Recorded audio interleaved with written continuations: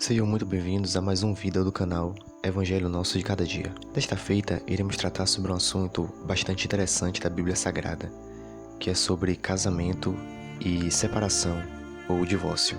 Na identificação civil, tem-se o costume de dizer que, uma vez casado, nunca mais solteiro.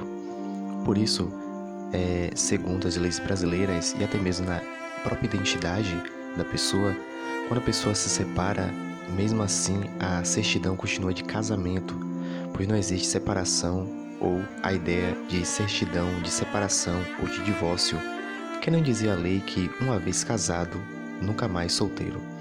Todavia, fora da ótica da lei brasileira, por exemplo, o que a Bíblia diz sobre a questão, por exemplo, da fidelidade ao casamento?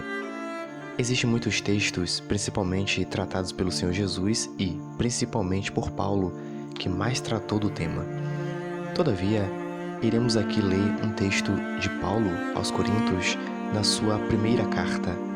Muito provavelmente essa primeira carta seria a segunda carta, pois no versículo 1, Paulo diz que iria tratar de algumas perguntas que eles já tinham feito.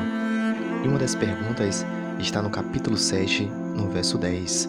Convido a todos para pegar suas Bíblias e acompanharem esse rápido estudo de hoje. A partir do versículo 10 do capítulo 7 de 1 Coríntios, disse assim: Agora, para aqueles que são casados, eu tenho uma ordem que é do Senhor. A esposa não deve se separar do marido. Entretanto, se ela se separar dele, que permaneça sem se casar. Ou então, volte para ele novamente. E o marido não deve divorciar-se da sua esposa. Devemos ter uma coisa em mente.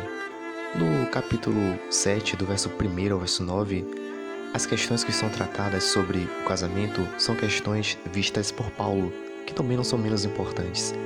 Mas a partir do verso 10, o peso aumenta ainda mais, pois ele diz: Agora as ordens que eu irei tratar são do Senhor, ou seja, o próprio Deus tinha dado a ele ordens expressas sobre isso.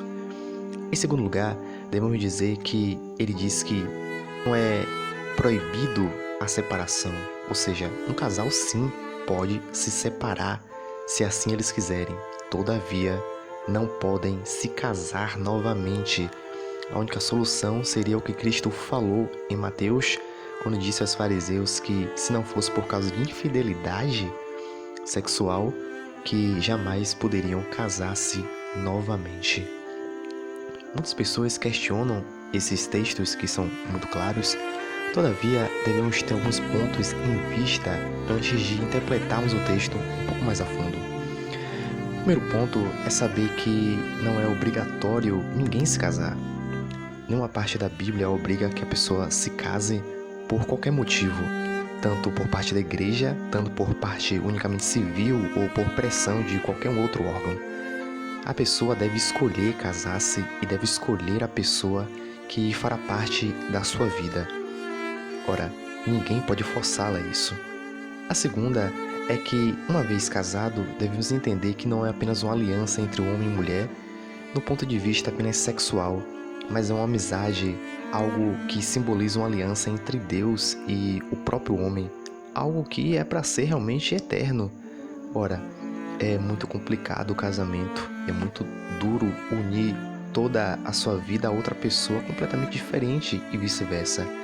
Todavia, devemos compreender que essa aliança é muito mais profunda do que apenas um elo entre homens, ou entre um homem e uma mulher, ou um elo apenas sexual, mas é algo muito mais profundo e espiritual, e também, é claro, um laço de amizade e cumplicidade entre ambos.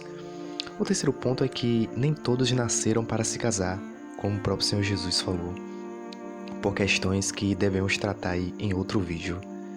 E, em quarto lugar, devemos entender que há pessoas que nasceram dessa vez para se casar, pois não conseguem viver na solidão. Não só, volto a dizer, por questões apenas de inquietude sexual, mas questões principalmente de própria saúde mental ou até mesmo de bem-estar com si próprio. É melhor estar com outra pessoa. Voltando ao texto, devemos perceber que o apóstolo Paulo trata da questão do casamento também com segurança. Ora, imagine um caso, por exemplo, se alguém se casa, independente se ele for da igreja ou não, e depois se separa já com filhos. Imagine a dor de cabeça que um vai causar ao outro com tudo isso. Imagine a dor de cabeça que os filhos vão sentir e a instabilidade que eles vão sentir no futuro. É muito grande e é muito complicado. Sim, existe muitos casos de separação por N motivos, mas volto a dizer, ele não proíbe a separação, mas sim que se você se separe e case-se novamente por qualquer outro motivo que não seja infidelidade sexual, realmente ele diz que na visão de Deus isso não é correto e você comete pecado. Que essa palavra sirva para te elucidar e, é claro, sirva também para que você veja o casamento ou o seu próprio casamento de uma forma mais profunda e de uma forma também mais saudável. Deus abençoe a todos, inscrevam-se no canal e compartilhem esse vídeo se gostarem do conteúdo. Amém.